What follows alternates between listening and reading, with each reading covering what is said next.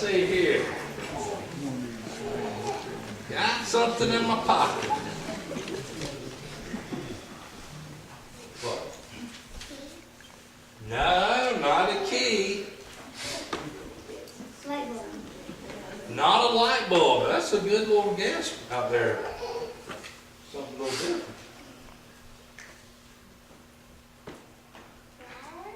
A flower? No. No, you know what I got in here? Huh? Well, there's something in my pocket. There's a candle in there. Huh? There's a candle in there. No. No. Candle lit. A lit candle, that would be a trick. A baby doll? No. Got something in my pocket. My hand. Boy, y'all didn't see that one coming, did you?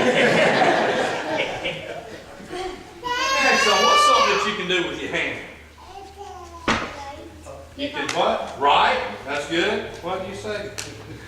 Duh, bunch of people. You can write with it. What else can you do with it? Raise your hand. Raise your hand. That's a good thing to do in school. Shake hands. That's how you greet somebody. What's something that we do when we end our little children's moments? High five. You can do high fives. How about if you got an itch? Scratch. You can scratch. You can do a lot of things with your hand. The hand's very important.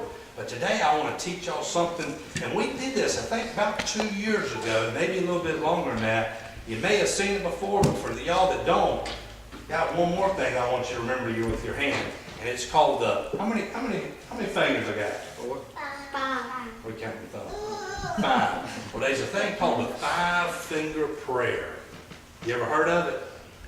5-finger prayer, and it's something that reminds you how you should pray. Who here prays? Anybody here ever prayed before? Raise your hand. All right, everybody's praying. Good deal. That's what I like to hear. There's a thing called the 5-fingered prayer. We start with this finger. What is that? The thumb. Thumb is the one that's the closest to you.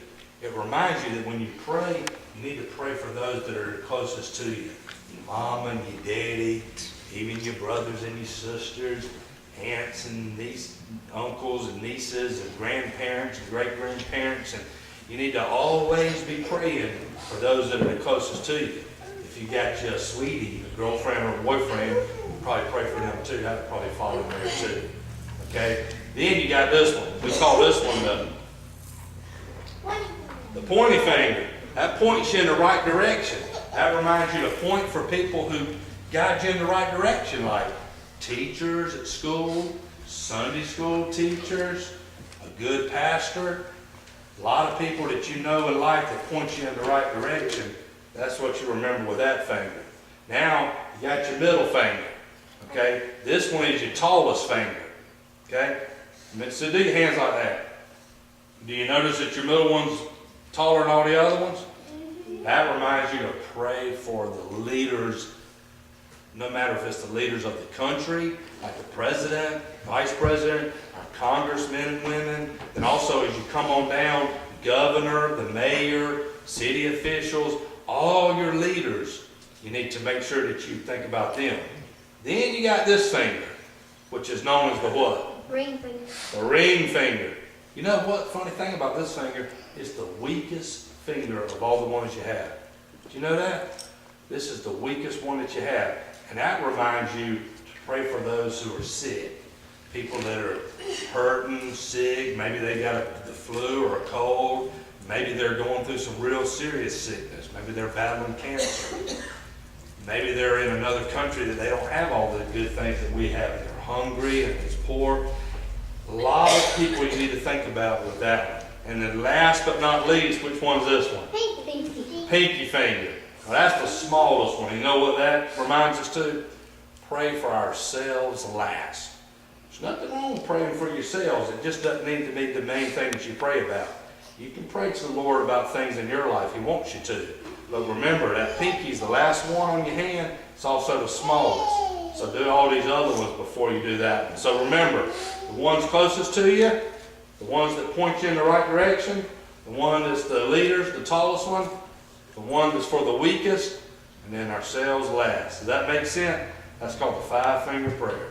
All right, we're gonna have a prayer, and then when you come by, you give me a 5-finger high five. Sound good? Who wants to pray? Did you pray last week, or was it Gavin last week? Was you last week? Do you want to pray, Gavin, or not? All right. Lord, please let us be happy for our lives. Everybody loves you so much. We all know that you're going to live so much. And we love you with all our hearts. Amen. Y'all give me 5